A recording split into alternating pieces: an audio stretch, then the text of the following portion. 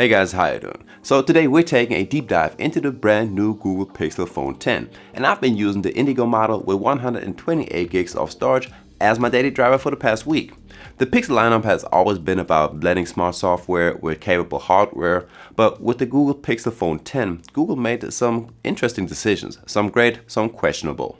So in this review, we're going to talk about all of the important things. So that's the battery life, the display and sound, design and build, some of the new features, performance and gaming, and of course we're also going to take a look at the cameras. So let's start with the battery life, because that's always a big deal. Now on paper, the Pixel 10 comes with a slightly larger 4970 mAh battery compared to the previous generation. That sounds great, but in real life the results are a little bit mixed. Google's new Tensor G5 processor was supposed to bring efficiency improvements, but in daily use I found the endurance to be just average. Light use, browsing, social media, a couple of calls will easily get you through the day. But when you push it with the camera usage, gaming or heavy navigation, the Pixel 10 drains faster than some of the competitors. Charging is another area where Google is still lagging. The Pixel 10 supports 30 watts wired charging, which fills the battery from 0 to about 50% in half an hour. That's decent, but not impressive compared to brands like OnePlus or Xiaomi. Wireless charging is supported too, but is limited and still not blazing fast. So battery life on the Pixel 10 is fine, but it's not the standout strength we were hoping for. Now moving on to the display, where the Google Pixel 10 really shines. You're getting a 6.3-inch OLED panel with LTPO technology, up to 120Hz refresh rate, and peak brightness that easily crosses 2500 nits outdoors.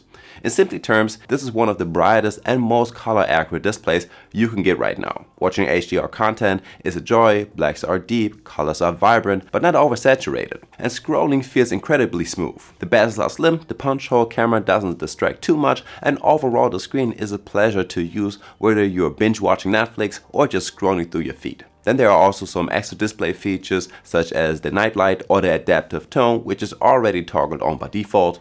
You can change the color from adaptive to natural, and you can also adjust the contrast.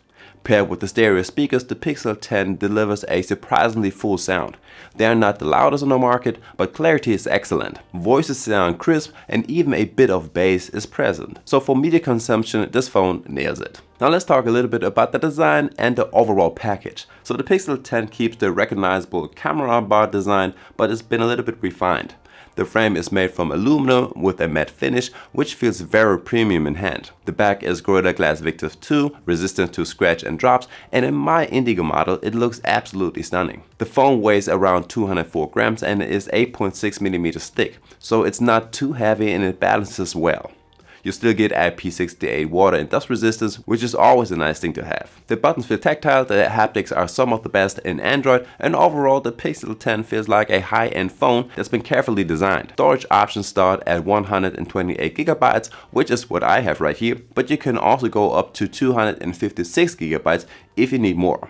Unfortunately, there's no microSD card expansion, which is something that you have to keep in mind. So every year Google brings in some new features, and the Pixel 10 is no exception. The biggest addition is some improved AI integration. Features like Call Assist, Hold For Me, and Clear Calling are smarter and faster thanks to the new Tensor G5 chipset. Google also added the AI-powered photo editing tools from last year's version, the Magic Editor, which lets you remove objects from the photos or change the sky with just a few taps. Then there's the Live Translator. You can have full conversation with Gemini Live and talk about what you see and many more things. Another highlight is Face Unlock, which is now secure enough for bank apps, and the fingerprint sensor works very fast. You also get Android 16 out of the box, and Google is promising 7 years of updates, which is industry leading. That means this phone will stay secure and fresh longer than almost any other Android phone. Then there are the user safety and emergency settings. You have different gestures, like you can give it a quick tap on the backside to start a few actions, and you got many more things. Now let's talk about the performance. And the Pixel 10 runs on Google's Tensor G5 processor paired with 12 gigs of RAM, and everyday performance is smooth. Apps open quickly, multitasking is seamless, and animations look fluid.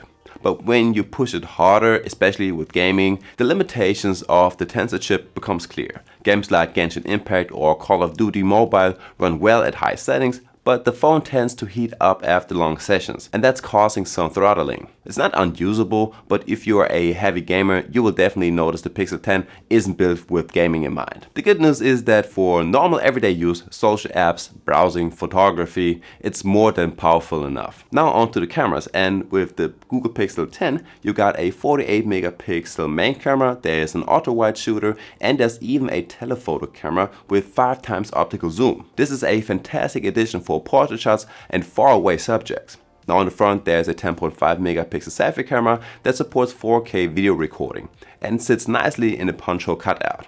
So how do these cameras perform in real life? Let's start with the main sensor. As always, Google's computational photography is excellent. Photos look sharp, colors are balanced, and dynamic range is outstanding. In good light, the Pixel 10 produces fantastic images that are easily among the best. But in low light, the smaller sensor shows its limits.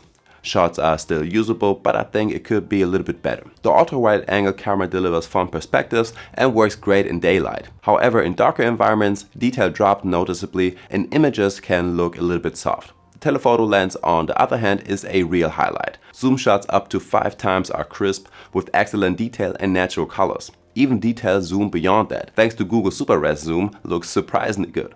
For travel or capturing subjects far away, this lens is a big win. Selfies from the front camera are sharp and natural with good skin tones and plenty of detail. Now the videos are another strength, stabilization is superb, 4K recording looks smooth, and audio pickup is clean. So for vlogging, the Pixel 10 is reliable. So where does that leave us with the Pixel 10? On the positive side, you're getting a fantastic display, clean and smart software, solid build quality, a useful telephoto lens, and 7 years of updates. On the flip side, the battery life is just average and the gaming performance isn't class leading.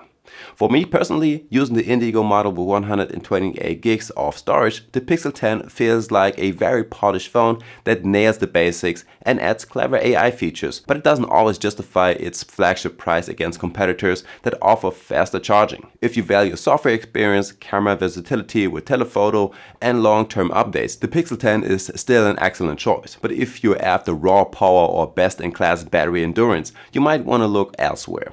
And guys, there we have it. So I guess I will see you in the next one. Peace.